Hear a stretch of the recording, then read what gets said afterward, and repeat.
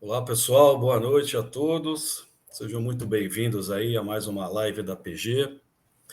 Hoje com um tema extremamente importante, né, que tem gerado bastante engajamento aí de pessoas e empresas ultimamente, que é o tema de ESG. E hoje a gente vai tratar mais especificamente sobre ESG em procurement.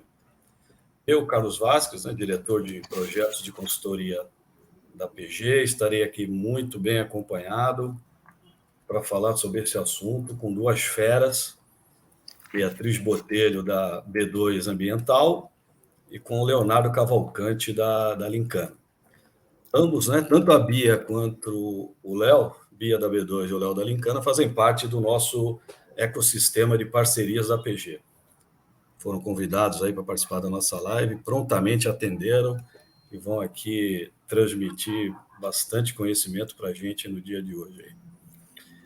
Lembrando a todos aqui que, como parte das comemorações, né, do mês do comprador, a PG irá sortear, depois da nossa live, não é durante a live, é depois da live, 3 vagas para treinamentos, tá? Para quem se inscreveu, já se inscreveu ou vai se inscrever aí no nosso link da live, ok? Amanhã essas pessoas serão comunicadas pela nossa produção aqui, tá, pessoal? De antemão aqui já quero agradecer a Bia e ao Léo pela disponibilidade deles, estarem aqui conosco, para a gente falar sobre esse tema muito relevante, né, para todos nós aqui. E também a todos que estão conosco aqui, para acompanhar esse bate-papo com os nossos convidados, tá? Daqui a pouco, tanto a Bia quanto o Léo vão se apresentar, né? Mas falando um pouquinho aqui sobre o background de ambos, né? A Bia aqui, profissional com 35 anos de experiência na área ambiental e de sustentabilidade, né? Graduada em Engenharia Química pela UFRJ, pós-graduação em Engenharia Ambiental na UERJ e MBA em Gestão Empresarial pela Business School de São Paulo. A Bia atuou como Head de Meio Ambiente para a América do Sul na Ambev, responsável pela estratégia de sustentabilidade de supply, abrangendo mais de 50 plantas industriais até dezembro de 2020. Tem experiência também na Europa, nos Estados Unidos, na elaboração de políticas e padrões ambientais globais. Recebeu o prêmio em 2017 pela CEBEDS, né, Conselho Empresarial Brasileiro para o Desenvolvimento Sustentável, de Liderança Feminina Brasil para a Sustentabilidade. Desde 2021, início de 2021, né, a Bia resolveu fazer carreira solo aí, tamanha experiência que ela tem no tema, né? Atua hoje como consultora de sustentabilidade na B2 Ambiental, apoiando as empresas no desenvolvimento de estratégias para o alcance das suas ambições ESG. Tá? Participações como membro independente do Comitê de Pessoas e ESG dos Conselhos de Administração da Embraer e da CTG Brasil. Muito bacana. Bia, dá um oi aí para a galera te conhecer e fala um pouquinho, por favor, sobre a B2 Ambiental, para o pessoal também conhecer. Bem, boa noite, pessoal. Obrigado aí todo mundo que está online participando. Obrigado, Vasques, pelo convite. É um prazer estar aqui. Como você disse, a gente tem uma parceria aí, né, grande nessa parte de ESG, e é um prazer estar aqui com vocês falando desse tema ESG em procurement, que é tão relevante, tão importante, tanto para procurement como para uma jornada ESG consistente, né? Aí você já falou tudo aí de mim, mas resumiu super bem. Mas, assim, a B2 Ambiental, então, a gente criou em janeiro de 21.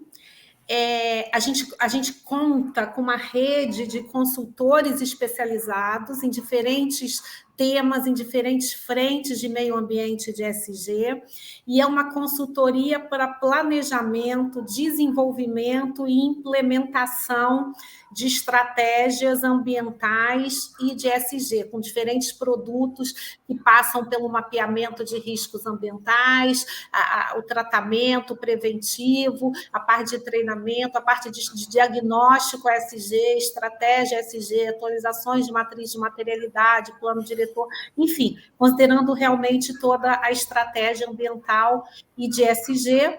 E nosso objetivo é ajudar as empresas, ajudar os nossos clientes a construir um futuro mais sustentável. Acho que é isso, e aí ao longo do bate-papo a gente vai ter a oportunidade de trocar mais. Maravilha, maravilha. Obrigado, Bia. Muito obrigado aí pela sua participação na live. E agora sobre o Léo, né? Nosso segundo convidado, o Léo formado em Direito, Léo trabalhou mais de 7 anos com advocacia societária e auditoria, além de gestão empresarial e financeira. Há mais de 5 anos se tornou um entusiasta do mercado de procurement, onde dá palestras e publica conteúdo sobre SRM, né? Supply Relationship Management, ESG, tecnologias e tendências para o comprador do futuro. Atualmente, o Léo é fundador e CEO da Lincana, primeira fundação de dados de fornecedores compartilhadas no Brasil. Muito bacana, o Léo realmente é um estudioso dessa prática, aí, tanto de tecnologia como de ESG, e vai agregar bastante aqui no nosso bate-papo. Léo, dá um oi para a galera também e fala um pouquinho mais sobre a Lincana aí. Carlos, primeiro eu quero dizer que eu me senti sabotado aqui, porque meu currículo do lado do da Bia não tem nem graça aí para comparar. Então, cara, você falou aí, eu já tava, meu Deus do céu, então, eu deveria ter visto melhor o meu colega aqui de banca para não passar tanta vergonha. Mas, primeiro, pessoal, brincadeiras à parte, é um prazer estar aqui. PG é um parceiro de longa data. Bia, a gente se conheceu por WhatsApp lá, né, Bia? Também Exato. Já tinha lido sobre você. Estou muito feliz de estar, honrado, na verdade, de estar aqui compartilhando a banca com a fera aí do nosso ESG, do nosso ESG, né? Para a gente trocar um pouco de figurinhas, talvez em perspectivas diferentes dentro desse mercado.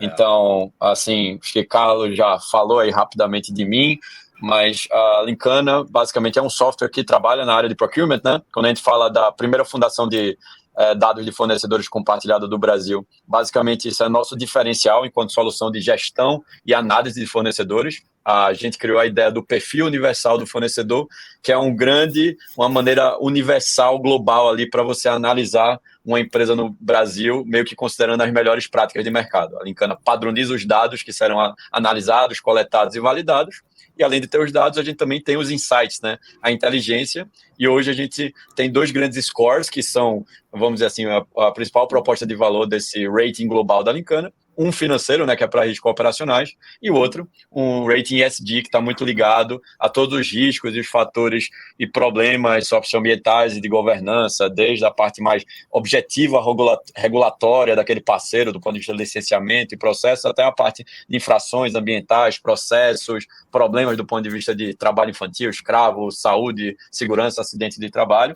Então, a gente trabalha dentro das áreas de procurement, Bia e Carlos, tentando trazer um pouco dessa inteligência já meio que pronta, oferecendo as melhores práticas para que o comprador não tenha que se preocupar com tudo do nada, não tenha que tentar estruturar tudo do zero, porque ele vai lá ouvir da Bia que ele precisa fazer muita coisa. A jornada é longa, né, Bia? Tem muita coisa que precisa ser desenvolvida e a maturidade exigida exige quase que um profissional diferente. E é uma das coisas que a gente defende para o comprador do futuro, né? Que é um perfil profissional que pense coisas diferentes, e o ESG é uma dessas coisas que tem que estar nessa mentalidade e basicamente toda a premissa para a tomada de decisão em compras também. Perfeito, cara. E essa tua fala, ela vem bem de encontro a um assunto que a gente comentou num desses fóruns de compras que a gente participa, o comprador do futuro, né? Então, meus amigos compradores, minhas amigas compradoras, não é fazendo follow-up de pedidos junto a fornecedores, não é criando pedido recorrente da mesma coisa que a gente vai ter a nossa área de suprimentos percebida dentro da empresa. A gente precisa trabalhar em 3 principais frentes aí, para o comprador do futuro. Ser estratégico, né? Incluir gestão naquilo que você faz, ser preventivo, se antecipar aos problemas. Comprador que tem determinadas categorias, estudem a categoria, tragam estratégia para dentro dela. Isso é muito importante, isso agrega valor. Não é colocando pedido ou fazendo follow-up com o fornecedor que a gente vai agregar valor dentro da empresa. O board, a diretoria não vai nos enxergar estratégico se a gente não mudar o nosso mindset. Segundo ponto, pautas ESG. Isso é um caminho sem volta. Sem volta. Vamos ver daqui a pouquinho no bate-papo com a Bia e com o Léo, que esse é um caminho sem volta. Então, estudem, se desenvolvam, né? Participem de projetos dentro da empresa que envolvam ESG, sejam voluntários para isso, porque isso cada vez mais vai ser algo mandatório dentro das empresas. A Europa, por exemplo, acabou de publicar a sua ISO relativo à pauta ESG dentro da comunidade europeia, né? Então, quem não se adequar a isso, empresas públicas e privadas vão ficar de fora desse mercado o mais rápido possível. Os Estados Unidos já começou a escrever as suas pautas ESG, a sua ISO sobre ESG. Então, é um caminho sem volta. Então, ser estratégico, pautas ESG e transformação digital, né? Se antecipem a isso, né? Tragam a transformação digital para dentro da sua área, para dentro da sua empresa. De novo, follow-up com o fornecedor, tem robô que faz. Colocação de pedido, tem robô que faz. O robô recebe a requisição de compra, já vai direto no contrato que você negociou lá atrás, busca ali qual é o pedido de compra, já envia para o fornecedor recebe, o próprio robô vai fazer o follow-up disso. Quer dizer, para isso tem robô, para funções operacionais tem robô. Seja mais estratégico. Então, ser estratégico, pautas ESG e capitanie dentro da sua empresa, a transformação digital, que é algo extremamente importante. Então, fazendo essa pequena introdução aqui, bacana, show de bola. Pessoal, durante a nossa live, quero pedir a todos vocês que fiquem à vontade em interagir no nosso chat, né, e fazer perguntas. A produção aqui vai tentar, Super Lívia, vai tentar separar algumas delas para a gente aqui, para a gente ver se consegue responder durante a nossa live. Tá? Então, fazendo uma pequena introdução antes da gente conversar sobre isso, né? Então, a gente tem percebido que várias das empresas, nos últimos anos, querem construir um mundo corporativo muito mais sustentável, que é iminente. Fortalece a sua reputação, fortalece o seu negócio e traz bons resultados financeiros. De novo, é um caminho sem volta, e esse é um comportamento não só de quem empreende, mas também de quem consome. Estava lendo um artigo aí do Léo, um dos nossos convidados aqui, o Léo Cavalcante, no site da Lincana. De acordo com o levantamento apontado pela Nielsen, em 60 países, então, em 60 países foi feita uma pesquisa, 66% das pessoas estariam dispostas a pagar mais por produtos e serviços de empresas comprometidas com a pauta ESG. É muita coisa, né? E quem não estiver olhando para isso, realmente vai ficar para trás no futuro muito breve, tá? E qual será o nosso papel, né, enquanto profissionais de procurement, para garantir esse dado tão relevante, né? Estamos nos preparando para isso? A gente sabe que procurement pode trazer soluções que sejam muito mais sustentáveis no mercado, seja na compra de energia, por exemplo, na compra de embalagens, transportes, destinação de resíduos, muito importante, né? Matéria-prima. Então, a gente, enquanto suprimentos, nós temos a responsabilidade em trabalhar daqui para frente, se é que não fizemos ainda, com fornecedores que sejam éticos, transparentes, respeitem as leis, direitos humanos e a sua comunidade ao redor. Isso é muito importante. A Bia vai lembrar, 20 anos atrás, na empresa comum que a gente trabalhava aí, a gente já se preocupava com a comunidade ao redor, a gente já se preocupava com o consumo responsável da água, com a redução dos custos de água, por exemplo. Isso é algo que lá atrás a gente já pensava e tem gente que está começando a pensar agora, mas nunca é tarde. A gente precisa mudar esse mindset, tá? Então, tenham em mente, profissionais de procurement, que nós somos os guardiões da porta para fora da empresa que a gente trabalha, com os fornecedores devendo manter a reputação, né? Então, à medida que a gente contrata um prestador de serviço, um fornecedor e tal, a gente tem que estar preocupado com as práticas da produção daquele item que ele está me fornecendo, ou se não é um trabalho escravo da prestação de serviço que ele vai me prestar durante um determinado tempo, né? Então, essa preocupação tem que ser constante nossa da área de procurement quando a gente está falando de pautas ESG, seja no respeito ao meio ambiente, seja no respeito à sociedade e à comunidade, né? E seja as práticas de governança corporativa muito bem alinhadas aí, tá? Então, falando nisso, né? Essa pequena introdução aqui sobre ESG, tá? Mas será que todos nós estamos familiarizados com essas letrinhas ESG, né? Então, vou começar com a Bia aqui, né? Ladies first. Bia, fala para nós um pouquinho o que é ESG, começando do básico, né? E como é que ele se aplica ao procurement? Boa introdução, né? Boa pergunta para começar.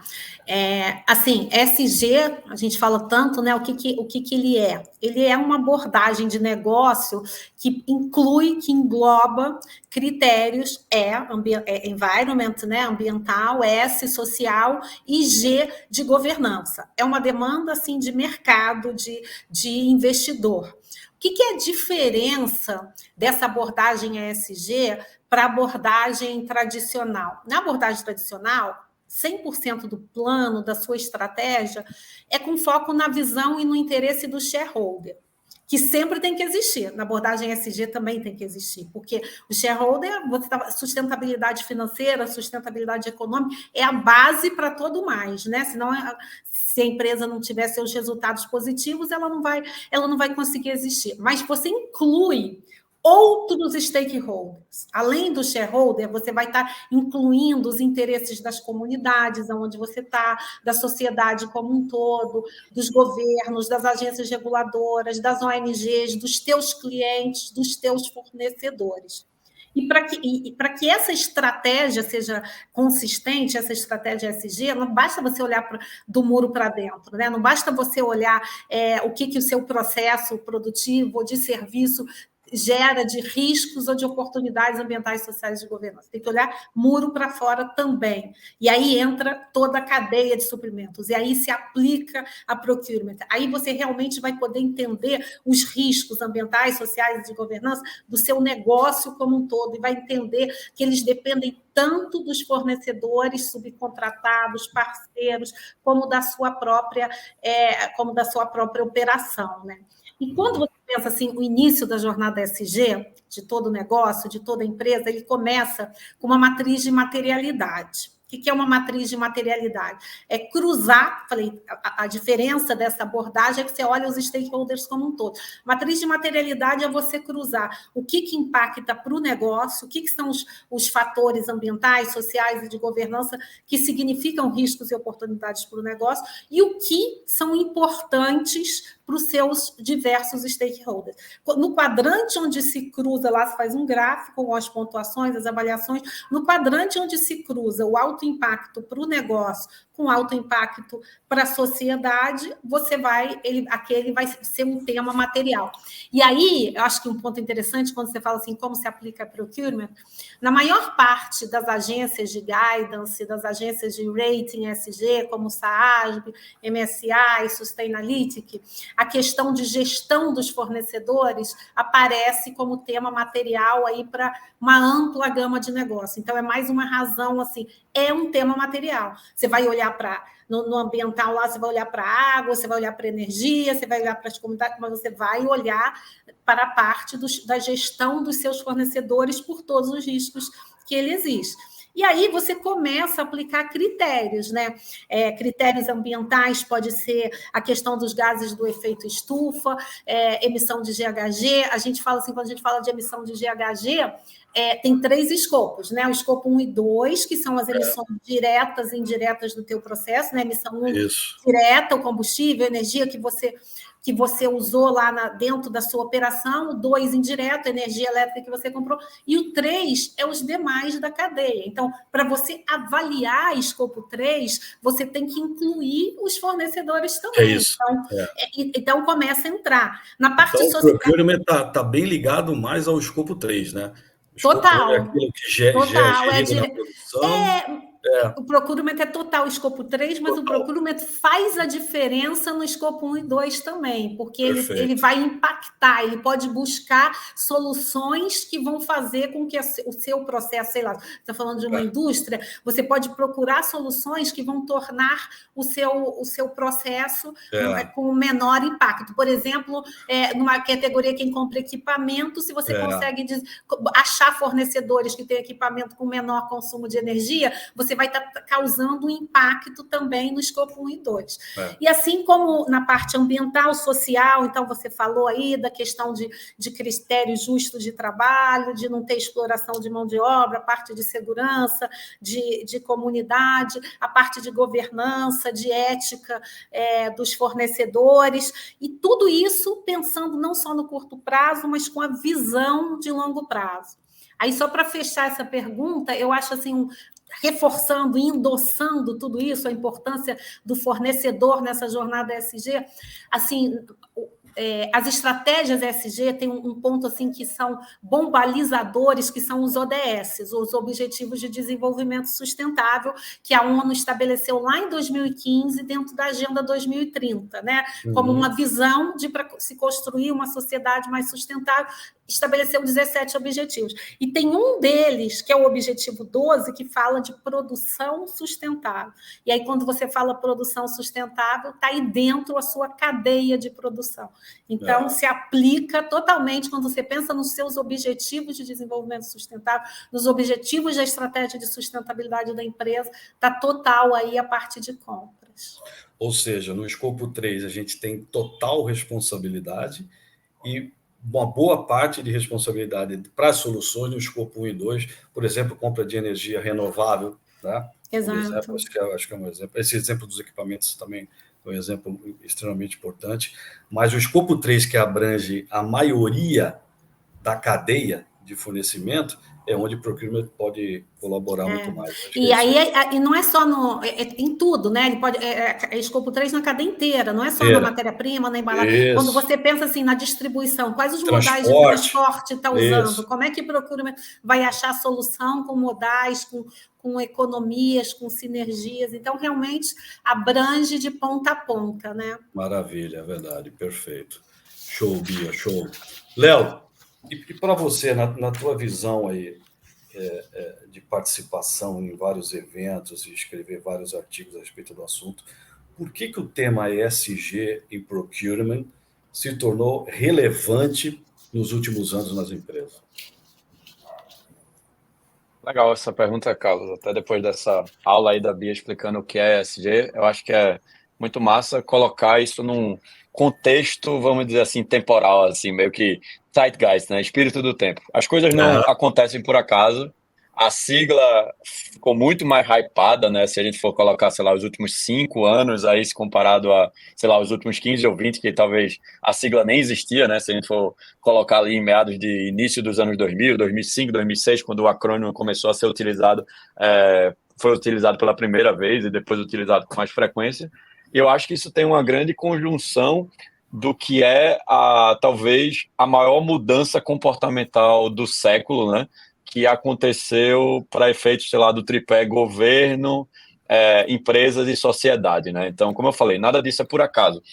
A gente viu dentro da sociedade em si uma grande mudança na maneira como as pessoas consomem ou veem produtos e serviços dentro de uma determinada empresa. Eu vou dar um exemplo bem banal e simples, né, sobre isso. Tinha uma pessoa do meu time que ela era vegana, né? Ela não trabalha mais com a gente, mas eu lembro que ela me contou a história de que ela não comprava shampoo. Ela fabricava o próprio shampoo dela em casa, porque, basicamente, os shampoos comerciais normalmente são produtos que são testados em animais, e se você é um vegano raiz de verdade, você sequer consome produtos que tenham qualquer tipo de teste ou origem animal. E aí, quando ela me falou isso para mim, que sou de uma geração talvez 10 anos mais velha que a dela, né, que era um pouco mais nova que eu, para minha geração, algo nessa linha eu já considero algo bem atípico, né, extraordinário. Se a gente for perguntar, sei lá, para você, né, Carlos, quantos amigos seus, Carlos, fabricavam o próprio shampoo porque não se fazia...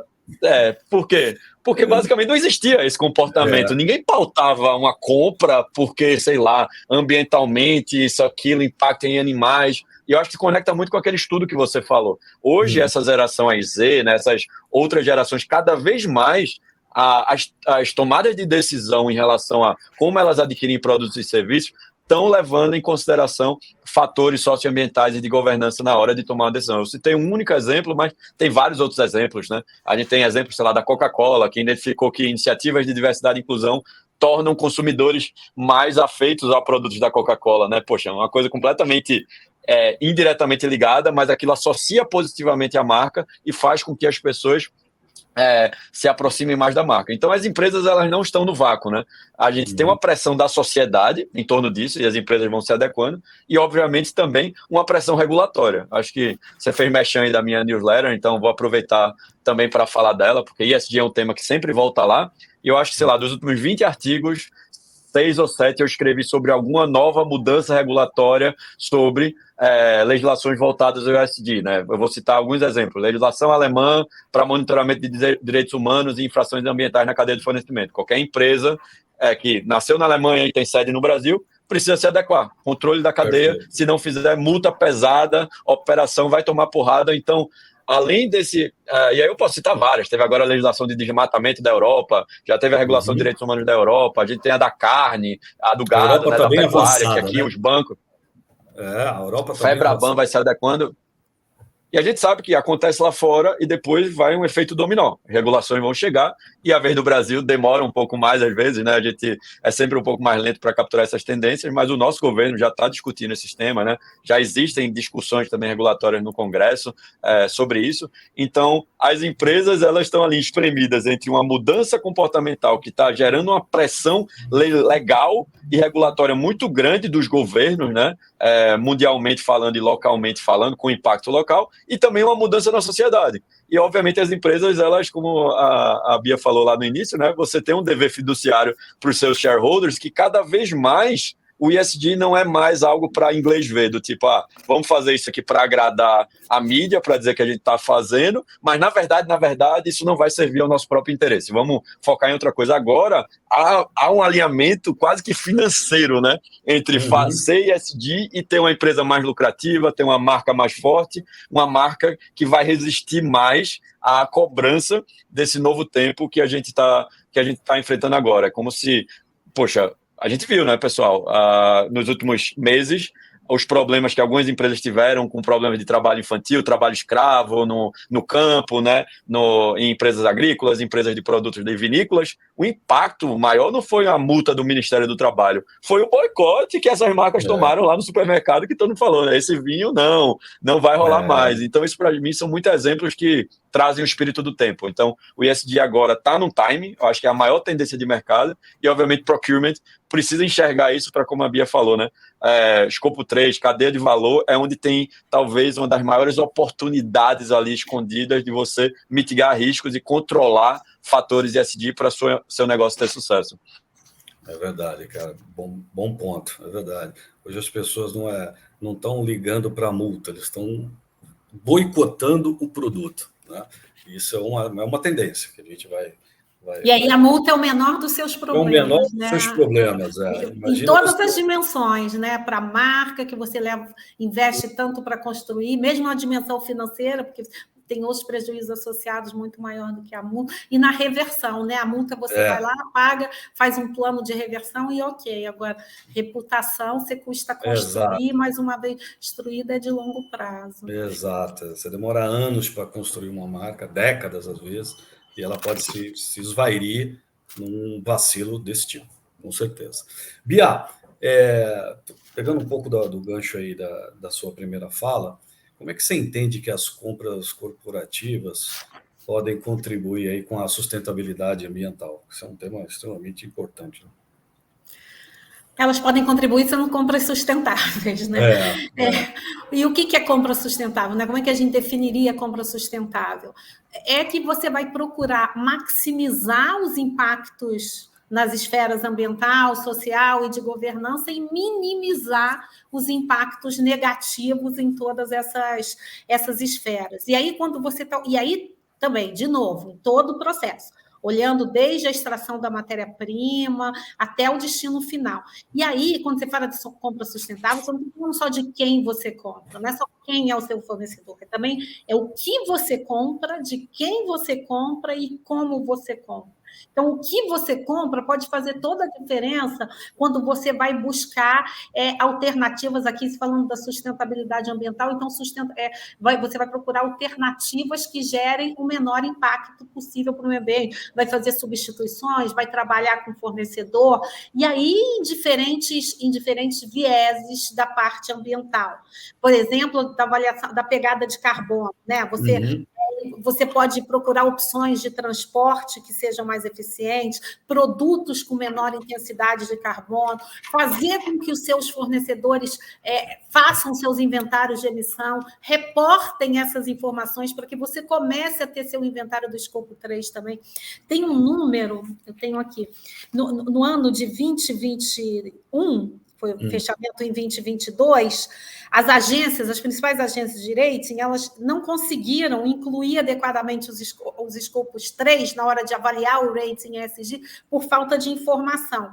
Quando você fala de indústria, só 19% das empresas reportaram escopo 3.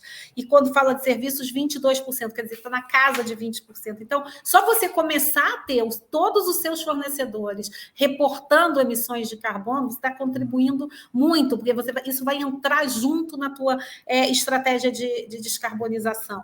A parte de usar materiais recicláveis e, de fato, recicláveis e recicláveis, que vão incluir, que vão, de fato, impactar a economia circular. Tem um exemplo aí que foi muito na mídia no ano passado, que foi o case do McDonald's lá na Inglaterra, que eles substituíram o canudo plástico pelo canudo de papel com um claim de que estavam contribuindo para a sustentabilidade, e aí não teve todas as avaliações, todos os processos com o fornecedor, na verdade, não era tão reciclável assim o papel, e aí entra num processo de greenwashing. Então, você ter essas avaliações, de fato, consistentes nas especificações, nos cheques, com os seus fornecedores. A parte de eficiência hídrica e eficiência energética, que tem um viés de custo, mas tem um viés de que vai contribuir. Quando você fala da pegada hídrica de um produto, não é só o que ele consome ali, né? É o consumo de água de todas as suas cadeia. Mas na cadeia. E, normalmente, diria em 98% dos casos, o que gasta na produção, a pegada hídrica, mas não chega na metade isso falando assim, numa visão otimista. Em alguns casos, ele é 10% do total da pegada hídrica, 5% do total da pegada hídrica. Quando entra matéria-prima agrícola, que na agricultura o consumo de água é mais elevado, esse percentual dos fornecedores vão aumentando mais ainda e seu percentual próprio vai diminuindo. Quando você fala de water stewardship, da responsabilidade com a água como um todo, você pode ter fornecedores, e aí quando você trabalha fornecedores locais, que estão na mesma bacia hidrográfica que você. Então, eles podem ser parceiros no desenvolvimento de projetos de water stewardship, de responsabilidade com a água, redução de desperdício, né? Então, como é que você compra? O que dá para reduzir? Embalagem excessiva? Como é que você faz controle de estoque para diminuir o desperdício? A parte de certificação e normas ambientais, assim, certificação não é garantia, mas é um início, né? Normalmente, as empresas que estão procurando algum tipo de certificação, elas já têm algum compromisso, alguma estrutura ambiental. A parte de inovação, aquilo quando você falou do comprador do futuro, de se antecipar, de transformação, o que dá para desenvolver junto com o seu fornecedor para diminuir o impacto ambiental do produto ou do serviço que ele está? Relatório, receber informação da transparência, que o seu fornecedor te reporte, ele já vai ter que começar a medir, pelo menos, para aqueles que são os temas materiais, né? A gente fazer temas materiais.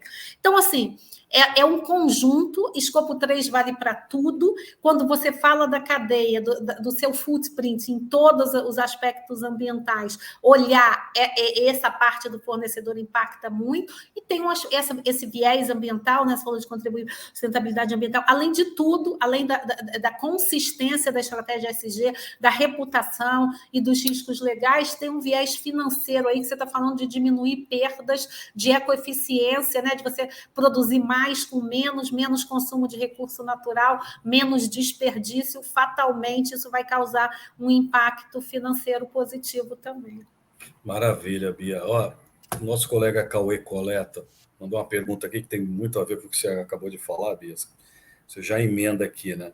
Quais são as principais ações que Procurement pode ter para identificar greenwashing nos fornecedores e parceiros nos projetos de sustentabilidade? Aqui acho que cabe auditorias aqui também, né, Bia? O que você acha? Eu acho que começa com as especificações. Você ter os seus critérios do que você quer comprar. Você não pode falar e dizer assim, eu quero comprar, no caso lá, eu quero comprar um canudo reciclável. Qual é a especificação? Então, você começar com as suas especificações e critérios corretos, né? O que você precisa para homologar?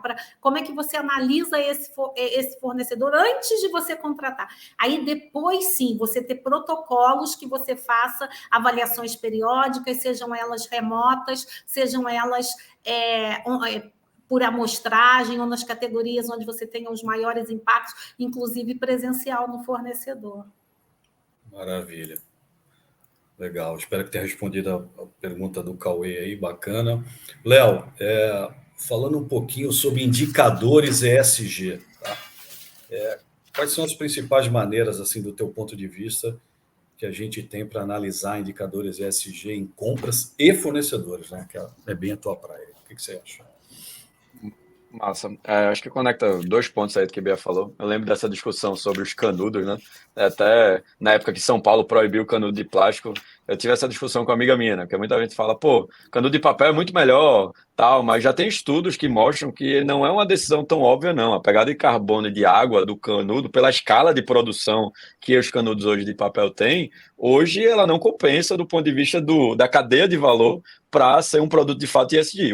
O canudo, em tese, é mais ESG se a gente for compor toda a cadeia de valor dele. Só que é muito difícil enxergar isso, né, Bia? Porque isso envolve você olhar não só para o que você está vendo, mas para tudo que está ali atrás, né? Então, essa discussão, de fato, ela é profunda, ela é difícil. Eu acho que indicadores têm o mesmo problema, né?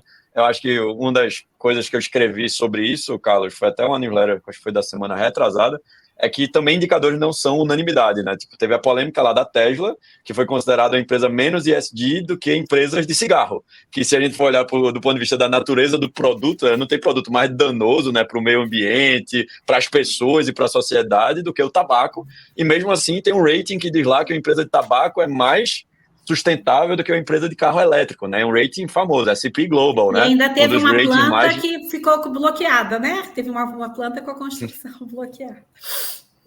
Total. Então, aí o próprio Elon Musk fez, tudo é uma piada, tipo, como é que... E eu acho que, por mais que ele seja um cara polêmico e ele toma decisões que todo mundo entende como questionável, eu acho que ele tem razão quando, de fato, isso não é uma coisa que a gente pode ignorar o debate, sabe? Os ratings, eles não podem simplesmente ser tirados do nada, ou como você mesmo, ou como o próprio Cauê trouxe lá, não podem ser formas das empresas praticarem greenwashing, né? Tipo, esconderem certas características que elas têm que, por essência, já tornam muito difícil uma jornada ESG de verdade, né? E aí, falando de indicadores, eu olho isso por vários prismas, né? Eu acho que a Bia tem muita razão quando ela fala de materialidade, né? Porque você tem que entender, basicamente, a exposição que você tem, né? Tipo, e aí? O que é que, de fato, eu preciso me preocupar, né? Porque, obviamente, se você é uma indústria, seu impacto ambiental é, obviamente, muito maior, talvez, do que um prestador de serviço de consultoria como a PG, que está lá prestando serviço, não tem uma sede que está lá desmatando, que não está tendo impacto na comunidade. Então, a materialidade do negócio importa pra caramba, né? Mas aí você não pode só falar de materialidade, porque a exposição é uma coisa, aí a gente também fala de risco, objetivamente falando, né? Porque a gente está falando, pô, e essa empresa que, em tese, faz extração de madeira, ela tem as licenças para fazer essa extração, ela tem a certificação da origem da madeira lá, quando ela entrega, ela consegue comprovar que aquela madeira não é de origem legal, não é do garimpo, não é de nada nesse sentido, então é uma coisa mais real. A pessoa diz que não tem trabalho infantil, mas será que ela, nos últimos 5 anos, teve algum trabalho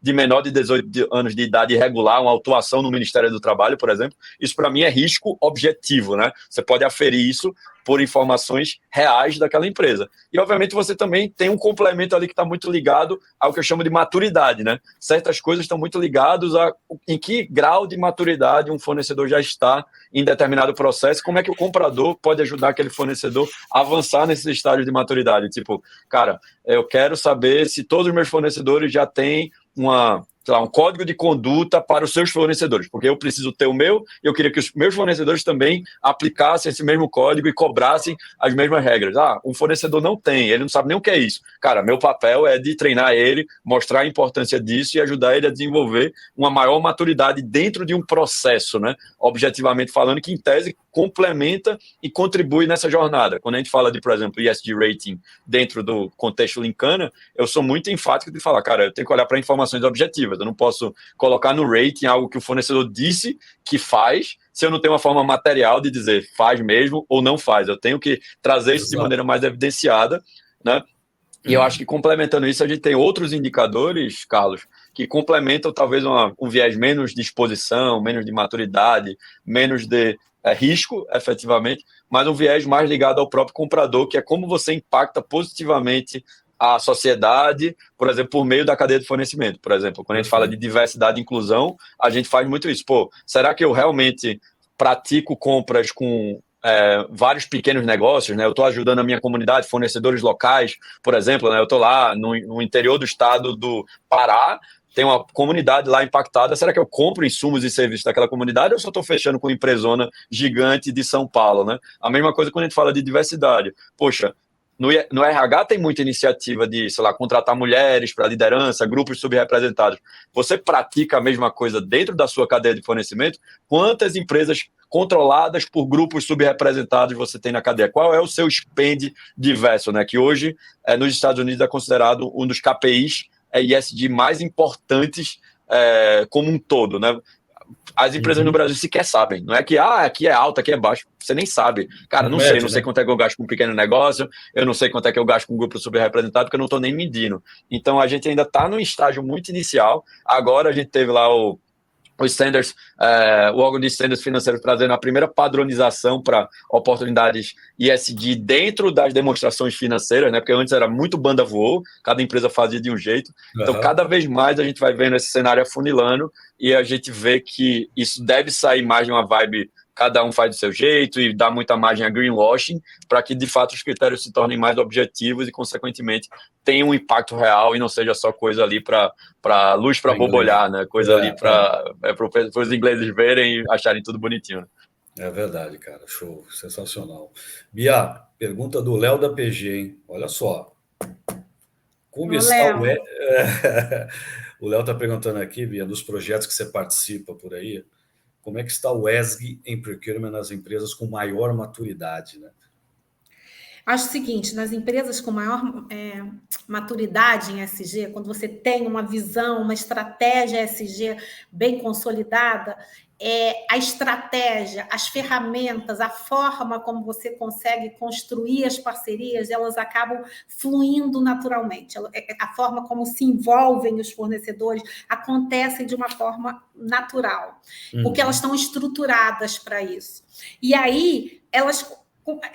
consequentemente, você conseguindo engajar, você vai fazer relações comerciais mais sólidas, baseadas nesses critérios ESG, e é ganha-ganha, porque todo mundo vai ganhar de um lado, vai ganhar do outro. Até porque a empresa que ela está mais avançada em gestão, ela pode ser, assim, ela alavancar uma trilha de conhecimento que vai ter um efeito cascata, que vai poder ajudar, que vai poder incentivar, que vai poder dar ferramenta para os fornecedores, né? Outras empresas vão se tornando mais sustentáveis, mais engajadas, e, por outro lado, vão engajando seus fornecedores, o que é bom para o supply chain como um todo. E eu diria assim, em algumas empresas que são bastante evoluídas, inclusive, você tem procurement junto com sustentabilidade. Você tem lá a vice-presidência de procurement e sustentabilidade, já com essa visão de que procurement é quem tem a maior autoridade, condições de fazer essa governança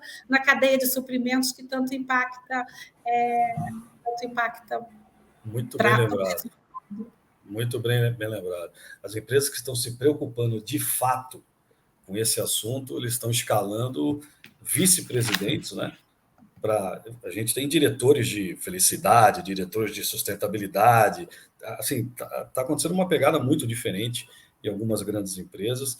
E aquelas que não querem criar uma VP estão colocando realmente essa área de sustentabilidade embaixo de uma VP de procurement, tamanho... Não é embaixo, eu diria assim, é junto, né? É uma vice-presidência, está junto, procurement e sustentabilidade, dando recado para toda a organização de que procurement vai olhar a cadeia toda e como sustentabilidade. Um todo.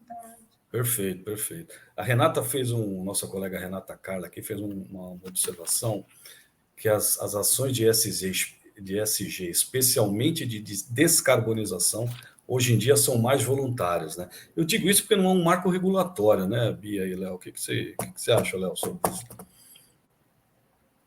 Cara, eu acho que é verdade. Acho que eu estava falando exatamente sobre isso, né? Ainda é uma coisa muito iniciativa própria de empresas, ou quando a gente vê esses cenários específicos vindo do exterior, eu acho que esse cerco está fechando agora, principalmente pelo que você falou, Carlos, da tendência que vem da Europa, é onde a gente está vendo mais iniciativas voltadas para a supply chain, né? De desmatamento, escopo 3, direitos humanos, né? A Alemanha, Europa como todo, França, são vários dos países em que esses marcos regulatórios já estão surgindo, né? No Brasil, de fato, é uma discussão que ainda não está tão madura. Há algumas discussões no Congresso que eu diria ainda muito iniciais, né? E eu acho que é exatamente essa ausência de um marco regulatório mais claro que atrai um pouco dessa subjetividade, um pouco do greenwashing, um pouco do...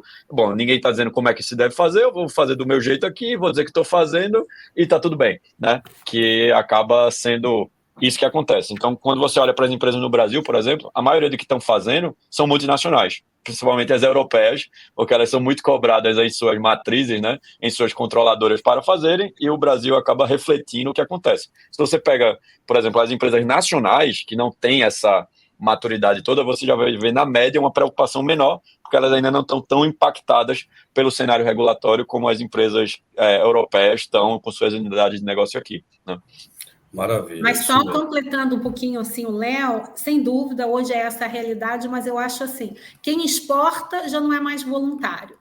E quem não exporta também, mas assim, quando a empresa está mais estruturada, como ela está mais madura, se ela tem que pensar no futuro, não está agora, mas é óbvio, assim, está se estruturando, é óbvio que vai ter, né? Porque tem no mundo, então o Brasil não vai ficar de fora, seja para um lado, seja para a parte de allowance, seja para o cap and trade, mas vai ter um custo. Então, assim, as empresas que estão com esses projetos, essas políticas, estratégias de carbonização mais maduras, elas já têm, inclusive, um preço interno do carbono, né? Que elas estabelecem e que elas têm que fazer, porque se na hora que vier, ou seja, através de allowance, o máximo que você pode emitir é isso, ou você vai comprar, ou do cap and trade, se ela não tiver com toda a estratégia dela, o custo que pode se agregar no produto dela, até que ela monte, é muito alto. Por outro lado, é voluntário, mas o mercado de carbono está aí. Então, ela pode ter iniciativas para o mercado regulado e o mercado voluntário, né?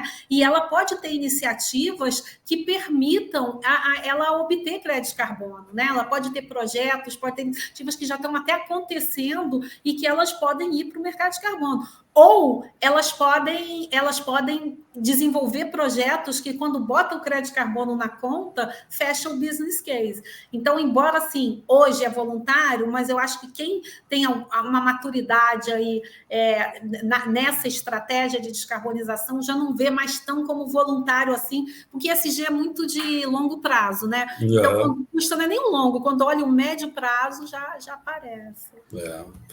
Excelente, Bia. A PG ela tem um programa, cara, chamado Supplier Coach, né? O que é esse programa? É a gente atuar junto aos fornecedores dos nossos clientes, seja em qualquer tipo de desenvolvimento, treinamento, algum gap que ele possua, a gente atua junto aos fornecedores, dando treinamento e desenvolvendo esses fornecedores, inclusive no assunto ESG. Tá? Então, isso é algo que a gente já está trabalhando com alguns dos nossos clientes, tá? Para ajudar realmente que o fornecedor daquele cliente se engaje o mais rápido possível, seja nos gaps de desenvolvimento dele, seja nessas pautas de ESG em procurement também. E só para deixar também um dado extremamente importante, a PG ela zerou, é uma empresa carbono zero, né? A gente zerou todo o carbono emitido durante os nossos projetos aí, ao longo de 10 anos para cá, desde a fundação da PG para cá, a gente zerou, a gente compra esses créditos de carbono, e a primeira consultoria no Brasil a fazer esse tipo de movimento. Tá? Muito, muito bacana, para dar a importância que a gente tem para o assunto ESG. Tá? O Bia, falando um pouquinho sobre o S, social, né? Quais são as implicações sociais assim que você enxerga que a gente possa ter nas decisões de procurement, né? Que eu entendo, assim, decisões não tão legais, né? Se a gente tomar uma decisão equivocada dentro da área de procurement, no que pode impactar socialmente isso? Tem os dois lados, né? Tem a decisão equivocada, o que pode impactar, e tem também a decisão positiva, o que você pode impactar positivamente. Nos dois casos, é reputação na veia. Eu estou vendo aqui no chat que tem até uma pergunta do Cauê, que é a mesma pergunta, basicamente, que a sua, que ele fala além das questões básicas, mão de obra escrava, trabalho infantil, salários nivelados, quais mais ações, estratégias, procurement pode ter em fechamento de contrato de serviço. Então, já até falou algumas coisas ali, então, essa parte da exploração de mão de obra, então, acho que o Léo também mencionou antes, a gente teve aquele caso aí no início do ano das vinícolas, né, o quanto que impacta a reputação, e aquele foi o que foi para a mídia, mas quantos casos tem aí de outras empresas, inclusive empresas grandes, recebendo atuação, e às vezes num jeito que é difícil você controlar, né, quando você pega, assim, grandes projetos greenfields, por exemplo, com muita construção civil, e aí tem um quarteirizado lá, então, assim, você está no contrato, mas você fazer o cheque, você fazer due diligence, como é que você verifica isso é super importante. Além dessa parte de mão de obra, de condição de trabalho justo, por exemplo, a questão de diversidade e inclusão, né? Que acho que o Léo também tinha comentado antes, mas é impacto social na decisão de procurement. Tanto de você incentivar os seus fornecedores a que ele tenha políticas de diversidade e inclusão, como de você definir programas ou categorias em que você vai incluir o apoio de empresas que sejam de propriedades ou lideradas por minorias. Isso aí a gente também vê algumas empresas que estão num estágio assim, de ESG mais maduro, que tem isso muito claro, né? Que tem programa, às vezes, até de preparar, de capacitar. Não é só de selecionar, não, porque às vezes você fala assim, não consigo selecionar. Então, você faz programas que vão ajudar a desenvolver empresas lideradas ou de propriedade de minorias, já focada, desenvolvendo para que elas possam vir a ser seus fornecedores. Outro impacto que pode ter de social, impacto na comunidade local. Você monitorar fornecedor local. Quantos por cento das minhas aquisições são feitas com fornecedores locais? Como eu posso desenvolver esses fornecedores locais? E também no impacto na comunidade local, como que a gente pode desenvolver projetos com fornecedores na comunidade local. Se você está trabalhando com fornecedores locais, você já vai ter ali empresas com mútuo interesse, com mútuo stakeholder no que diz respeito às comunidades. Então, saúde e segurança do consumidor, né, que é um tema social também. Então, você pensar assim, como você escolhe, quais os critérios para produtos seguros que atendam às regulamentações. Então, tudo isso pode impactar. Você falou, pode negativamente, mas também pode positivamente. E pode positivamente para você que está contratando e para o fornecedor que está entrando, está embarcando com você nessas estratégias, nesses programas, pode impactar positivamente ou negativamente na empresa. Maravilha. Pergunta da Marcele aqui também. Como ter o retorno dos investimentos em ESG além dos créditos de carbono? O que você acha, Bia? Tem várias coisas aí que a gente já falou, né? Depende de qual investimento. Por exemplo, na parte ambiental, a maior parte tem investimento, tem retorno financeiro mesmo. Quando você está falando investimento em eficiência hídrica, em eficiência energética, em economia circular, reaproveitamento de resíduos, redução de perda, tudo isso vai ter benefício financeiro. Tem o retorno intangível da marca, no que você vai estar investindo em questões ambientais ou sociais ou de governança que estão agregando valor para a marca, para a reputação, né? Então, tudo isso são tipos de retorno do investimento. Atingir reputação, Fala, Léo.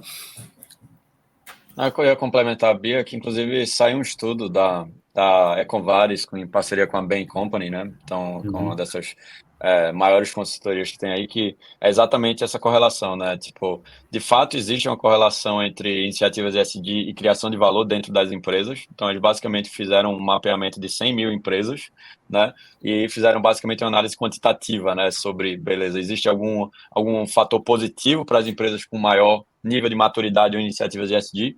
E eu lembro que eles tiveram 4 resultados assim muito legais, né? Por exemplo, quando fala aí da parte de D&I, aí de diversidade e inclusão que a Bia comentou, o crescimento médio de receita das empresas com maior diversidade de gênero dentro da composição do time era aproximadamente 2% maior do que o restante das empresas com menor presença feminina, por exemplo, né? Então, quando você tinha uma maior satisfação dos colaboradores, né, do ponto de vista de condições de trabalho, etc., isso normalmente significava, em média, 5 até 6% maior de margem de lucro dentro dessas empresas. E são aqui só como análises estatísticas assim, né? Mesma coisa para energia renovável. Quem tinha uma melhor avaliação em tópicos ambientais também tinham margens de EBITDA bem mais altas e, para comprador nenhum botar defeito, né? No indicador de compras sustentáveis que a Bia comentou aí, a média e o percentual em termos de margem de lucro das empresas com maior índice de compras sustentáveis analisado desse indicador de 100 mil empresas era 3% em média maior do que as empresas de menor maturidade. Então, pegando aí um universo grande, né, que a EcoVadis hoje é uma das maiores referências aí para a parte de maturidade de iniciativas ESG, é um quantitativo que não é absoluto como resposta, mas já diz muita coisa sobre tendências de como agregar isso, como a Bia falou, tem um valor intangível para a marca, mas também objetivamente já vem trazendo resultados financeiros objetivos para as empresas também, né? É bom que o Léo sempre traz números. Isso que é legal, ele consegue tornar tangível assim com números. Só mais um benefício que eu estava me lembrando aqui são os green bonds, né? Assim, várias empresas emitindo bonds aí com taxas diferenciadas para projetos ESG, por exemplo, de novo, de eficiência hídrica, de eficiência energética. Então, o acesso ao capital pode ser diferenciado quando ela assume compromissos com entregas, né? Exatamente. Até a Febraban agora, né, Bia, que está agora condicionando o empréstimo para pecuária, já considerando as regras novas para a carne bovina também. Então, acesso a capital no Brasil para o pessoal de pecuária já está bem condicionado a também cumprimento das iniciativas ESG, né? Monitoramento da cadeia, desmatamento. Maravilha. Ô, Léo, falando da ferramenta do Linkana, né? Como é que a Linkana consegue contribuir para a gestão relacionada ao ESG, né? O que tem ali de detalhes que pode colaborar com o comprador nesse sentido? Cara, eu acho que tem uma discussão ampla, né? Tipo, que tipo de solução vai te ajudar? A gente estava falando, por exemplo, aqui da EcoVadis, né? Que é uma solução internacional. Ela está muito focada em maturidade num contexto mais amplo, né? Pô, questionários bem amplos de perguntas, coleta evidências, gera um score lá de maturidade que é utilizado como padrão por várias empresas no mundo. Isso tem um valor grande, né? Isso já cria um benchmark, ali, um parâmetro para você entender, né? Pelo menos em que pé uma empresa fornecedora está. Quando a gente fala de Linkana, basicamente a grande diferença para uma solução como a EcoVadis ou uma solução mais global, internacional, é a minha visão, aqui eu posso, Bia, você me corrija se eu falar algum absurdo, mas de que fatores ESG, eles dependem muito de problemas, riscos e demandas localizadas, ou seja, estão conectadas à geografia e ao local onde aquelas empresas estão operando. É muito difícil você chegar com uma solução global e dizer, ó, isso é a melhor maneira de analisar riscos ESG do Oiapoque ao Chauí, né? Sei lá, do Brasil até o Japão, porque os riscos para cada um desses locais, por conta das atividades, da exposição, são completamente diferentes. Total. Né? Então, inclusive, mesmo as empresas globais, elas costumam fazer matrizes de materialidade locais. Por região. A avaliação dos riscos, os impactos são locais. Perfeito. Então, exatamente nessa pegada, Bia, que eu acho que a Linkana se encaixa com a proposta de valor de ser uma solução que, no primeiro momento, ataca o problema de maneira localizada. Hoje, minha principal foco, por exemplo, é identificar problemas, fazer esses assessments, criar esses padrões para fornecedores aqui no Brasil, para matar ou para conseguir ajudar as empresas no Brasil a fazer isso de uma forma que eu sei que o que precisa acontecer no Brasil é diferente do que precisa acontecer na Europa e nos Estados Unidos. Né? Isso, obviamente, é sempre um tema polêmico, porque toda vez a empresa quer a solução perfeita, né? Fala, cara, mas a Linkana é ótima, por que você não me atende na Argentina, na Colômbia, né? No Peru, com a mesma coisa? E aí eu sempre digo, cara, e eu que fosse tão fácil, né? Copia e cola, cara. É outro cenário regulatório, outra legislação trabalhista, outra legislação ambiental, outras regulações. Então, eu entendo que muitas empresas pecam, às vezes, por quererem fazer aquela mentalidade do tipo, uma solução única para resolver tudo, e esquecem que, na verdade, os problemas são mais localizados ou são mais de nicho, né? Ou são mais específicos.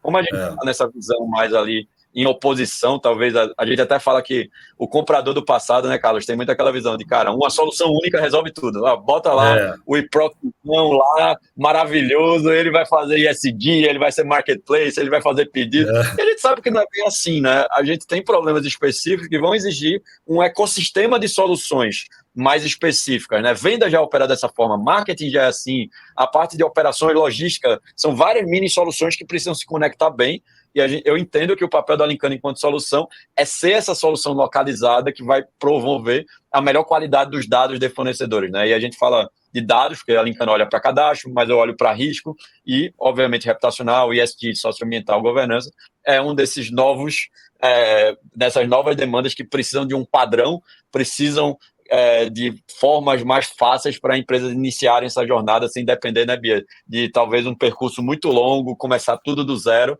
e eu poder chegar lá e dizer, cara, que tal você já trabalhar da maneira muito parecida com as melhores empresas, as maiores organizações de procurement do Brasil já fazem o mesmo padrão, a mesma melhor prática de mercado. Então, o papel da Lincana de ser esse intermediário é tanto entender que o problema é localizado, quanto entender que é muito melhor que a gente faça as coisas em comunidade, compartilhando as boas práticas, do que cada um tente fazer o seu individualmente, se isole num silo lá, cego, e vá ingenuamente acreditar que está trabalhando da melhor forma, porque a gente sabe que o problema é muito complexo, né? É muito mais difícil fazendo dessa forma. A gente estava falando sobre EcoVadis e tal. Ô, Léo, que tipo de solução você acha que funciona melhor para a gente analisar os indicadores de ESG? Locais, internacionais? O que você pensa sobre isso? Cara, acho que conecta muito com o que eu falei, né? Acho que está muito ligado a essa materialidade. Se você está preocupado e falando, eu preciso ter uma análise de risco, sei lá, ESG dos meus fornecedores das minhas plantas no Brasil, você precisa de uma solução local. Não adianta achar que a EcoVadis vai resolver. Cara, a EcoVadis é um excelente standard para você balizar talvez todo mundo com a mesma régua, né? Só que aí você também tem que pensar em custos, né? Cara, quantos dos seus fornecedores vão pagar lá as milhares de libras, de euros, que a EcoVadis cobra anualmente para um fornecedor ser certificado EcoVadis? Você consegue impor esse custo para um fornecedor local da sua planta lá no Mato Grosso, que está no seu programa de diversidade e inclusão? Então, eu acho que você precisa localizar bem o problema, sabe? E eu sou muito partidário, eu defendo, eu falo até isso sobre a tendência do comprador do futuro, é entender que não existe uma solução única para problemas de faceta complexas. É você entender que, de fato, você vai precisar nichar, né? Por mais que você tenha problemas mais amplos e problemas menores, eu acho que passa por um ecossistema de soluções. Da mesma forma que eu não acredito que a Lincana resolve tudo, né? Da mesma forma que eu não vou dizer, cara, eu preciso de uma consultoria em gestão de fornecedores. Passa para cá que eu entendo de gestão de fornecedores. Não, vou falar, pessoal, conheço o pessoal lá da PG, parceria nossa, eles vão trabalhar melhor.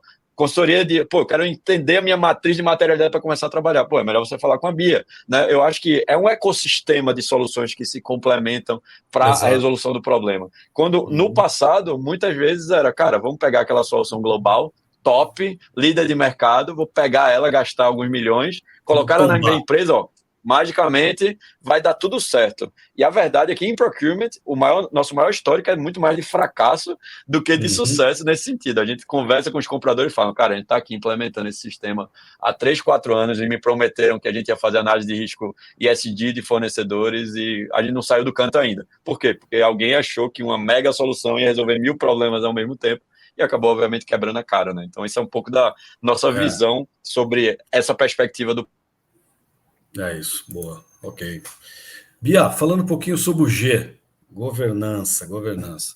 Na tua visão, o que está envolvido na governança assim, das aquisições sustentáveis?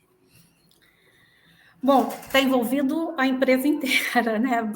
Basicamente, né? Você tem uma parte de estratégia, uma parte de gestão e uma parte de operação.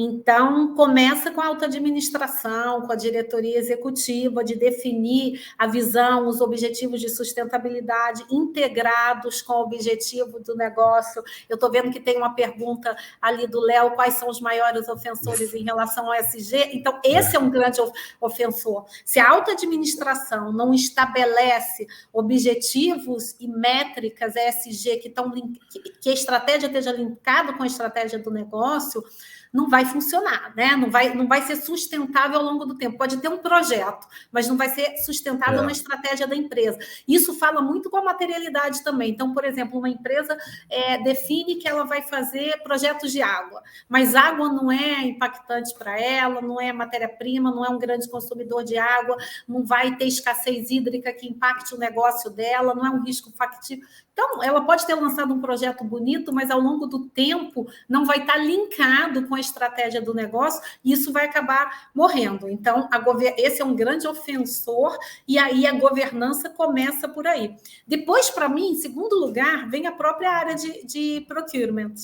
Porque é procurement que vai fazer a governança das compras sustentáveis, que vai estabelecer as políticas de compra, as diretrizes, os protocolos, que vai fazer acontecer na prática a seleção e avaliação de fornecedores com base em considerações ESG. E esse aí, também já fazendo o link com a pergunta do Léo, pode ser outro ofensor. Se procurement não tiver junto, não tiver engajado com metas, com responsabilidades, com entendimento muito claro, não vai ter compras sustentáveis. Não adianta, não vai acontecer. Em terceiro, para mim, da compra, vem a área de sustentabilidade, né? Porque se a empresa tem uma área de sustentabilidade, ou se não tem uma área de sustentabilidade, mas tem outra área, responsabilidade por sustentabilidade, vai ser quem vai dar o expertise, vai dar o apoio e, principalmente, vai garantir que as compras sustentáveis estejam alinhadas com toda a estratégia de sustentabilidade para dentro da empresa, porque também não adianta você ir cobrar do seu fornecedor porque você não tem um programa interno, as coisas têm que estar muito alinhadas, né?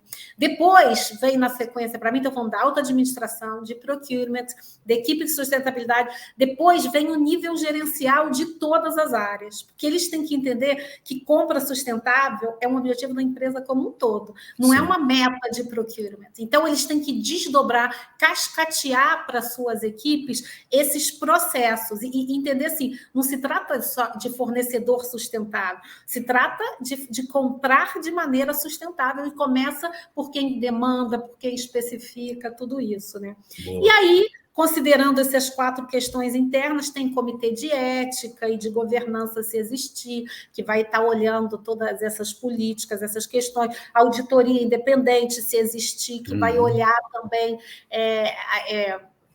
a questão de compra sustentável, e os próprios fornecedores, né? Os fornecedores, os parceiros estratégicos, eles têm que estar envolvidos na governança, porque eles têm que dar informações, têm que ter transparência na comunicação e que realmente chegue o que está acontecendo na parte. E, por fim, ainda na governança, estão os vários stakeholders, né? Acionista, cliente, comunidade, porque eles podem influenciar com pressão pública, com regulamentação, com exigência de relatório. Então, realmente, assim, é todo o ecossistema interno e externo que está relacionado com a governança. É verdade. Então, assim, para o nosso público aqui, a Bia está falando muito sobre procurement, o Léo falando muito sobre fornecedores. Então, para ver que, assim, há uma importância extrema nesses projetos ESG da nossa área de procurement dentro da empresa. E o que a Bia está falando serve para qualquer tipo de projeto impactante dentro de uma empresa. Se a alta direção não comprar, né, Bia? Se o board, se os diretores, se não vier do CEO a compra de um projeto de ESG, obviamente, isso não vai ser cascateado de forma correta para baixo e as pessoas não vão se engajar. Então, tem que ser algo que tem que ser assim, acompanhado dioturnamente, todas as ações que são realizadas nesses projetos de ESG, matriz de materialidade, as questões relacionadas ao escopo 1, 2 e 3, enfim, e procurement tem um papel fundamental, já deu para ver aqui nessa quase 1h08 aqui de live que a gente está tendo, fundamental nesse processo aí. Acho que os recados estão sendo muito bem dados aqui, tanto por Bia quanto pelo Léo, né? Ô, Léo, falando um pouquinho sobre scores, ratings, né? Já existe algum tipo de padrão para scores ou ratings de risco ESG no mercado? Isso está mais na mão ou não? Acho que a gente falou já, né? Pincelou sobre esses pontos, né? Eu acho que existiram muitas empresas, né? Acho que a gente tem muitos ratings de ESG, a Bia comentou vários deles aí, e eu também acabei comentando, né? Tanto das empresas de rating, de análise de mercado, né? Bolsa de valores, você vai ter S&P, você vai ter a própria B3 também, tendo a sua forma de avalizar empresas de ESG, né? Até lá o índice de sustentabilidade, o índice ESG também. Eu acho que até aquela própria polêmica que a gente comentou, né? Empresas de tabaco, empresas de carros elétricos, vem dessa ideia dos ratings e qual deveria ser o critério. Ainda há uma subjetividade muito grande, né? Então existem várias, vamos dizer assim, várias formas de padronizar esses scores, mas ainda não há unanimidade da melhor forma, né? Tanto que o debate ainda é muito pesado em cima de, será que é justo essa empresa ser considerada mais ESG quando a atividade dela essencialmente é muito danosa? Eu acho que ainda é um tema que merece uma maior atenção. E eu até comentei, né? Eu acho que recentemente a gente teve o Financial Institute de Standards, né, trazendo, ao menos aí este ano, acho que foi julho, a primeira padronização que aí vai ser seguida, né, globalmente pelas empresas para mapear oportunidades de ESG em seus demonstrativos financeiros. Né? Esse é o primeiro padrão de verdade, porque, como eu falei antes, não tinha isso, né? Então isso precisa ser considerado, mas obviamente é como a gente falou, a gente também não pode só esperar que vão existir mega padrões ou que governo definam regras, né? Quando a gente fala de iniciativas de mercado, o que um EcoVadis faz a nível global é um score que hoje é aceito talvez como o melhor benchmark internacional para um score de maturidade ESG. O que a gente criou na Lincana foi o primeiro score de risco de ESG voltado para empresas fornecedoras no Brasil, que é um padrão, né, que se está criando mais como um consenso entre as maiores organizações de procurement, que aquilo ali, de fato, atende às exigências de um público muito grande ou muito exigente de compradores. Né? Então, a gente vive ainda, talvez, esse cenário, né, em que, como a gente mesmo falou, né, acho que a maturidade desse tema está se criando agora, mas eu uso muito a analogia, Carlos, que surgiu, que muitas vezes não é o governo que vai definir um padrão de mercado, né? Quando a gente pensa, por exemplo, da origem do Serasa e do score de risco de crédito, que hoje é um padrão, né, para análise de risco de crédito, isso basicamente foi uma iniciativa dos bancos, né, que padronizaram a forma que depois se replicou para as outras empresas de outros setores, e hoje basicamente ninguém empresta dinheiro para um desconhecido, ou aluga um apartamento, ou faz qualquer coisa, normalmente sem puxar o Serasa, né? Como a gente brinca, né? Então você cria um padrão de mercado muito por um consenso dos maiores players do mercado e depois testado junto a quem vai ser impactado, que é os consumidores, que é a sociedade. Então eu entendo que os melhores scores de ESG, eles precisam passar pelo mesmo teste de fogo. Não adianta fazer de qualquer jeito ou impor um score que eventualmente tenha essa, vamos dizer assim, gere um debate, gere um conflito, que eu acho que precisa ser ouvido, como foi esse caso Tesla, Philip Morris, né? Porque eu acho que esse feedback da sociedade, ele é fundamental, e do próprio mercado em si, para que exista uma aderência e não vire mais uma vez um greenwashing, um social washing ou um governance washing, né? Tipo, a gente ter só uma forma ali bonitinha de expor e ter o nosso score positivo, mas na prática, todo mundo sabe que não é, e meio que fica por isso mesmo, sabe? Entendi, é verdade. Bom, pessoal, excelentes insights aqui, estamos tendo ao longo da live aí com Bia e Léo, e estamos caminhando aí para o final da nossa live. Vamos fazer aqui mais uma pergunta para cada um, para Bia e Léo, falando um pouquinho, Bia, sobre fornecedores, né? Como é que a gente consegue escolher fornecedores que compartilhem valores de sustentabilidade? Você acha que isso está muito no voluntário, como a Renata falou, ou os fornecedores estão se preocupando com isso? O que você está vendo em relação a isso, Bia? Isso é o processo, né? Isso é o processo de você implementar compra sustentável. E aí é avaliação cuidadosa, não só na contratação, mas em todas as etapas, né? Começa lá na homologação, quais os documentos que você vai pedir, quais as questões que ele vai ter que ter para serem analisadas, na fase de qualificação, você está olhar os riscos ESG da mesma forma que você olha outros riscos, é assim que você vai escolher fornecedor que compartilha valor de sustentabilidade, né? Depois na contratação, depois ao longo do contrato você avaliar, e aí você pode ter fazer, por exemplo, pesquisa de satisfação com as áreas internas, que são os clientes dos fornecedores, como é que eles estão performando nas questões ESG. E também você pode escolher, pode significar desenvolver, né? Você não necessariamente tem que trocar o seu fornecedor. Você pode ter um programa de engajamento dos fornecedores a partir daquilo que a gente falou lá, das suas especificações, das suas políticas. Isso vai, às vezes, exigir um esforço adicional maior dos dois lados, mas que também pode dar resultados muito mais duradouros com aqueles que você já tem uma parceria, né? E aí acho que tem várias etapas. Então, aquilo que a gente falou de começar estabelecendo os critérios de sustentabilidade, os seus protocolos internos, avaliar o desempenho, e aí a gente está falando em desempenho atual, mas também desempenho passado, e aí incluindo tanto a parte de compliance como boas práticas, iniciativas. Tem a parte de auditoria, né? Então, até se o fornecedor está disposto a passar por auditoria, sejam elas remotas, online, a pasta de certificação, que certificações você vai avaliar. Acho que tem um ponto que é bem importante, que é assim, a colaboração e compromisso a longo prazo, né? ESG é sobre longo prazo.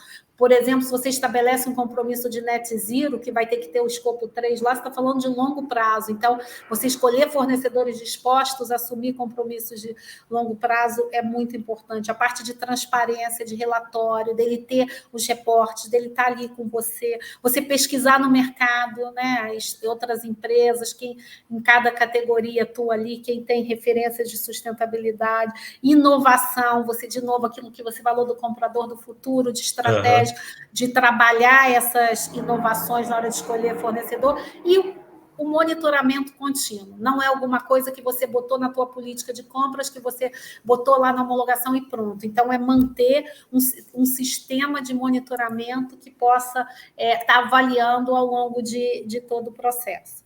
Maravilha. E, uma vez estabelecida essa parceria e engajado o fornecedor, vai ser bom para o supply chain como um todo. Sem dúvida alguma. Verdade, Bia, verdade. Léo, falando um pouquinho de política ESG, né? Por onde você acha que a gente pode começar se eu, por exemplo, quero estruturar uma nova política ESG em procurement? Legal. Acho que a Bia falou já muita coisa, assim, acho que dos caminhos, né, principalmente de planejamento e de preocupações que você precisa ter, né? Avaliar a materialidade, ver as oportunidades, a exposição que você tem, né? Eu acho que talvez onde eu possa complementar seja onde as pessoas mais pecam é na execução, né? Porque eu acho que tem muitas iniciativas que precisam acontecer. Normalmente o que eu vejo é muita megalomania, do tipo, putz, não faz nada, vamos fazer tudo de uma vez ao mesmo tempo, e acaba que você não sai do canto, porque, enfim, se você começa várias coisas ao mesmo tempo, você acaba demorando muito mais tempo para terminar a primeira iniciativa, né? Então, eu acho que a minha sugestão nesse contexto é, primeiro, fracionar bastante em objetivos mais palpáveis, né, mais rápidos, em que você gerar valor muito mais rápido. É tipo, cara, a gente vai fazer, sei lá, estava discutindo isso com um cliente recentemente, né? A gente vai fazer um novo programa aqui de monitoramento de risco de ESG que vai envolver um due diligence desses fornecedores. Não, mas para começar, a gente tem que começar diretamente com os 500 fornecedores. Eu fiz, cara, a gente nem testou ainda se vai funcionar, se faz sentido as informações. Por que a gente não começa com 3 fornecedores para ver se a gente, pelo menos com 3, vai funcionar para depois ir para 500? Só pode começar direto com 500, não pode fazer com 1, 2, 3. Aí é uma discussão, porque muitas vezes o cara aí vai lá e vamos fazer. Eu estou dando um exemplo claro assim de, poxa, como a gente deveria acelerar o processo de validação, porque pode ser que não faça sentido. Eu achei que o que vocês faziam na Nicana era diferente, era melhor, então não funcionou para 3, não vai funcionar para 500. Se funcionar para 3, vamos expandir para 50 e depois para 500, sabe? Então, eu acho que tem muito essa questão de quebrar realmente em coisas que a gente possa fazer mais rápido e gerar valor mais rápido, né? Tipo, o indicador vai ser movido e a gente precisa fazer, às vezes, um net zero de 10 anos, né? Então, poxa, tem várias micro coisas que a gente precisa fazer, às vezes, procurar o fornecedor mais estratégico, de maior impacto, começar por ele, fazer um case com ele e depois replicar em cima desse cara. E, obviamente, eu acho que também as coisas precisam ser funcionais. Não adianta você falar, cara, beleza, vamos aplicar aqui vamos pedir aqui, sei lá, agora eu preciso saber se todos os meus fornecedores são certificados do ponto de vista ambiental. Eu tenho 2.000 fornecedores. ou pedir. Quem é que vai validar essa documentação? É alguém na mão? Você vai botar para o comprador fazer isso, o cara que não tem expertise? Tipo, então você tem que pensar na materialidade da execução. Você vai usar tecnologia para isso? Porque não necessariamente você às vezes precisa de uma ferramenta, você precisa de boa vontade, você precisa de Excel, você precisa de alguém com paciência ali para mandar um e-mail para o fornecedor, para ligar para o cara. Então você precisa materializar para ver se aquele seu objetivo mais ambicioso vai acabar se tornando não possível, porque você não tem braço, não tem tecnologia, não tem escala para fazer. Por isso que até fazer menor é aumentar as suas chances de dar certo, porque normalmente você vai ser capaz ali de resolver muita coisa na mão e não depender de um player externo, de uma Lincana, ou de quem quer que seja, para fazer acontecer. Então, se eu pudesse dar talvez uma dica, seria mais nessa parte da execução. Foca no pequeno, vamos ser menos é mais, né, para as primeiras iniciativas, testa pequeno, se funcionar, expande para um maior volume ou talvez para uma ambição maior em termos de mover o ponteiro do indicador. Sensacional, Léo, bacana. Bom, bacana. Que grande aprendizado a gente teve hoje aqui com essas duas feras aí do ESG, parceiros da PG, muito bacana. Aprendemos muito aqui, acho que todo mundo aprendeu bastante, uma chuva de conhecimento de ESG aí, tanto de Bia quanto de Léo. Bia e Léo, para dar um recado final, assim, poucas palavras para essa turma de procurement. O que você falaria, Bia, primeiro, depois o Léo? Recado finalzinho para a galera aqui sobre esse tema, por favor. O que eu diria para o time aí de procurement é busquem liderar o processo na cadeia de suprimento. Porque, assim, se tem um ponto cego nessa jornada ESG das empresas, é a cadeia de suprimentos. Pode botar em questão todos os compromissos de sustentabilidade. Então, é muito chave para a estratégia como um todo da empresa, seja nos riscos reputacionais, riscos legais, e seja nas grandes oportunidades de liderar o processo. Então, tomem isso, tomem a governança e liderem esse processo. Sejam proativos, né? Isso aí. Sejam protagonistas desse assunto nas suas empresas, que realmente procurement transita em todos os 3 escopos relacionados ao ESG. E às vezes até se antecipem, né? Como procurement, você tem a visão do momento que você está, das oportunidades com seus fornecedores, levem propostas, procurem. Às vezes a empresa ainda não se atentou para isso, e você que está ali liderando os processos com os fornecedores pode levar esses insights, pode propor, e aí sim vai protagonizar e vai estar na frente de todo esse processo. Show de bola. E você, Léo? Recadinho para a galera. Vou complementar a Bia aqui falando, se você vai liderar, né, essa iniciativa, não terceirize, né? Coloque a mão na massa, de fato, olhe como aquilo vai ser executado, entenda se realmente aquilo é factível, porque o que acontece? Muitas vezes a pessoa lidera do ponto de vista de falar, eu escolhi essa solução, eu acho que ela faz sentido, vai aí e implementa, né? Então ela não participa da execução, não sabe das dificuldades e muitas vezes coloca um pepino na mão da equipe ou dos liderados para resolver um problema que acaba se tornando muito ruim de resolver. Então, se você vai liderar, bote a mão na massa na execução, ou se você não vai ter tempo, ou você não está na posição que você vai ser capaz de fazer isso, empodere seus liderados para que eles também possam escolher qual o melhor caminho e de como começar para que isso de fato se torne uma realidade e não fique na mão lá da teoria. A gente contratou uma solução muito massa, tal, sei lá, trouxe a Lincana e agora a gente monitora. Cara, se você ainda não sabe como isso vai acontecer, pelo menos desde que esse processo de tomada de decisão fique na mão de quem de fato vai estar lá na linha de frente, vai poder avaliar se está funcionando ou não. Então, eu acho que é uma liderança, por exemplo, né? Uma liderança não que terceiriza, que fica distante, que entrega meio que a responsabilidade para quem não escolheu, né? Porque eu acho que é injusto e acaba tirando muito a aderência e a chance de um projeto desse dar certo também, né? Perfeito, cara. Acho que assim, como recado final, então, para todo mundo que está participando aqui da nossa live, sejam estratégicos, liderem a pauta ESG com a mão na massa, que é isso que acabou de falar o Léo, e também encabecem, sejam protagonistas da transformação digital nas empresas, né? A área de procurement não vai ser vista como uma área estratégica, o que agrega valor, colocando pedido e fazendo follow-up, tá bom? Então, pessoal, se desenvolvam, treinem, busquem se capacitar nesses assuntos que são extremamente importantes, tá? Então, assim, Bia e Léo, agradeço demais a participação de vocês aqui na nossa live, agregou demais também em termos de conhecimento para todo mundo, de novo. Foi uma chuva de ESG aqui positiva para todo mundo. Acho que tiveram vários insights aqui que o pessoal certamente anotou, alguns recadinhos muito importantes também. E agradeço demais também a todos vocês que estiveram conosco, nosso público aí, nossos compradores e compradoras estiveram conosco até agora aqui, num assunto extremamente importante, mas que, sem dúvida alguma, depois dessa live que nós fizemos, será diferente o tratamento e como vocês conduzirão esses assuntos nas suas empresas, tá bom? Contem com a gente, contem com a PG, contem com a Bia e com o Léo também, tá bom? Muito obrigado, pessoal. Até a próxima live aí. Bia e Léo, muito obrigado. Tchau, gente. Obrigado.